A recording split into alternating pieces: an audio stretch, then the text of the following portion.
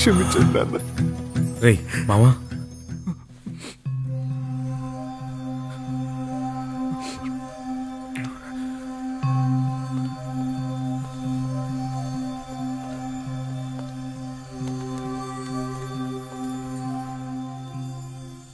నా గౌతమ్ నాతో మాట్లాడాడమ్మా.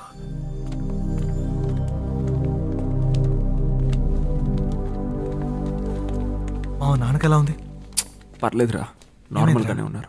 ఇప్పుడు నాకేమైనా పర్వాలేదు. మీకేం కాదు అంకుల్, మీరు ధైర్యంగా ఉండండి. Thank you. పర్లేదురా, చూసుకో.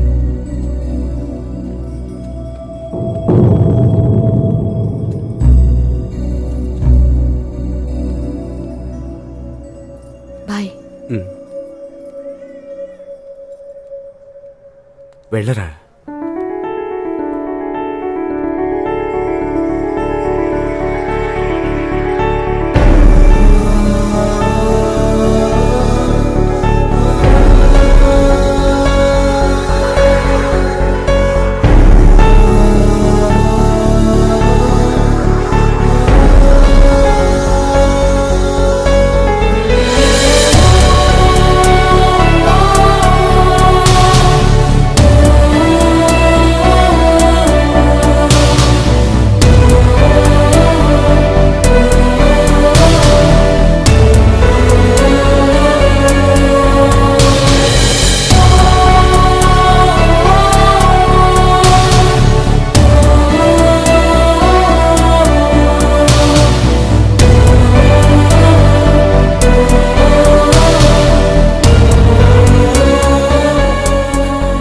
ప్రియా, ప్రియా ఒక నిమిషం.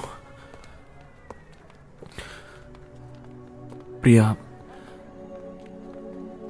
ఎయిర్పోర్ట్లో నా ఫ్రెండ్తో అలా చెప్పడం తప్పే. అది నేను ఎంత హర్ట్ చేసి ఉంటుందో నాకు తెలుసు. నేను ఇంతకాలం ఎంత తప్పుగా ప్రవర్తించానో ఆ రోజే నాకు తెలిసింది. నువ్వు బీచ్లో నన్ను అడిగిన ఒక్కొక్క మాట చాలా కరెక్ట్ అనిపించింది. నిజంగా నేను సమాధానం చెప్పలేకపోయాను. అమ్మాయిలంతా తప్పుడు వాళ్లే అన్న మైండ్ సెట్లో ఉండిపోయాను. నీతో పరిచయం అయిన తర్వాతే నా తప్పు నేను తెలుసుకున్నాను.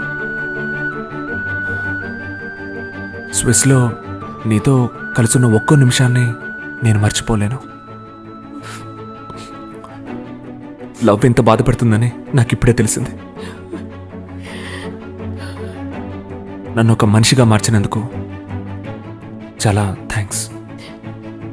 ఇది చెప్పడానికే నేను వచ్చాను. ఇది చెప్పడానికే వచ్చావా? ఇంత చెప్పావే, నాతో ఇప్పటి వరకు ఒక సారీ చెప్పావా? కోపంలో నీ నంబర్ని డిలీట్ చేసినప్పుడు నీ నుంచి ఒక సారీ SMS రాదని ఎదురు చూశాను. ఏదో ఒక రోజు నువ్వు మా ఇంటికి వచ్చి సారీ ప్రియా అని చెప్తావని నీకోసం వెయిట్ చేశాను. నేను తలుచుకుని ఎంత ఏడ్చానో తెలుసా?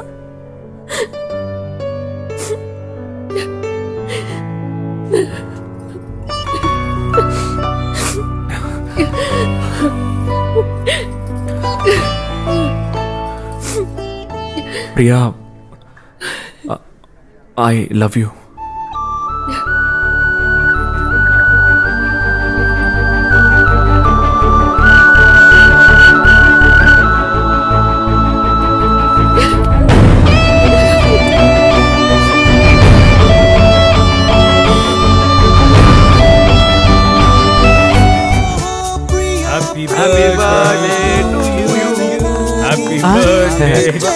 నువ్వు ఊరుకోరా, బ్యాక్గ్రౌండ్ లో హ్యారిస్ వాయిస్తున్నాడుగా.